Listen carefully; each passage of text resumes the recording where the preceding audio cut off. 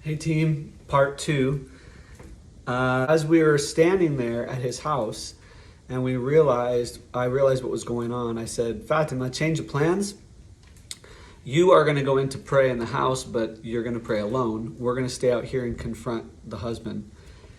And the guys that were with me have all had marriages that were close to breaking up, and the Lord has healed their marriages, and they have strong biblical marriages now, which is an amazing thing in the Yao culture. Fatima, she might tell her story sometime, but she actually, shortly after she was saved, her husband left her, and she's become an amazing, solid, single Yao female in the culture for Jesus. And so she went in to pray, and I asked the guy multiple times, hey, why are you here? And in the Yao culture, to not greet first and to just confront like that is showing that, hey, there's something wrong. I'm not okay with our relationship. And not a full condemnation, but it was like to startle him enough to know, hey, we see you. And what really happened was he was saying, I heard she was suffering, so I was here. But he wasn't saying, I've been sneaking back in at night and we have this secret relationship still instead of having a marriage. And I'm still living my old life too.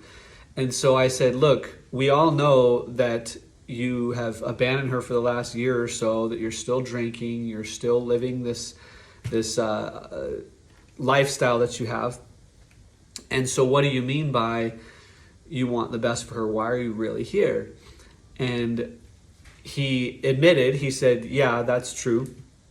And so I told the guys, I said, what we have here is, everyone that's standing there, we have a situation where a believer is, like Jesus talks about, a dog returning to its vomit.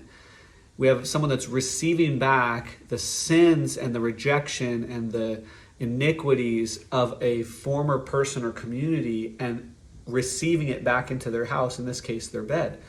But I told them, the guys, I said, this is a hard situation because these two have been married, technically married longer than my wife and I, who are going on 25 years. And so they're extremely comfortable with each other and they can return to that quickly, but he doesn't want to live a lifestyle of light with her. And so you have this situation where he's still living a sinful life and her not wanting to feel rejected. However long it's been, days or weeks, she's receiving that back in and not taking a stand and saying no. And so what has happened is, I said, the sins of this man is what's causing the torment. And he got big-eyed. They all said, yeah, that's true. Jesus talks about this. And the disciples were like, Jesus said that if a spirit is removed from a house and you sweep the house clean and it goes wandering in places and then decides, I'm going to go back, it brings back more trouble with it than it started. And they're like, this is what's happening. I said, yeah, this is what's happening. And as I said that, Fatima came out of the house and she said, I prayed with her. She's fine. She's level-headed. She's clear. She's speaking clearly. And I said, yeah, the problem is if we let him back in the house, she's not going to be. And we're going to have to keep coming back to pray. And so we gave him, I realized there was a decision-making process to be done. And I said, look, there's three options. You can tell your ex-wife that you're going to keep playing, and she can accept that and say, okay, that's fine, I'll just keep playing too. And if that's the case, then we're not going to pray anymore because we'll have to come back every day. I said, the other option is you can tell her that I'm going to keep playing with my lifestyle, but she can take a stand and say, okay, that's fine, but just go away and find someone else, and I'm just going to live like Fatima for Christ. And then we'll just pray for her healing. And I said, or you can stop avoiding this last 2 or 3 years of Jesus chasing you down, and we say coming close to the longo, which is like this doorway right here. This is a longo because Jesus is the doorway, and he's come close to the doorway many times and then retreated and hasn't stepped into the kingdom. I said, or you can enter in and life is in front of you right now. And I said, you have a malikano, which means you have a fork in the road, a decision to make.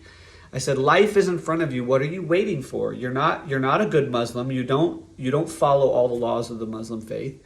And he said, yeah, I don't. I said, you're not even a proper animist. No, you're just living a sinful life like many men and women do.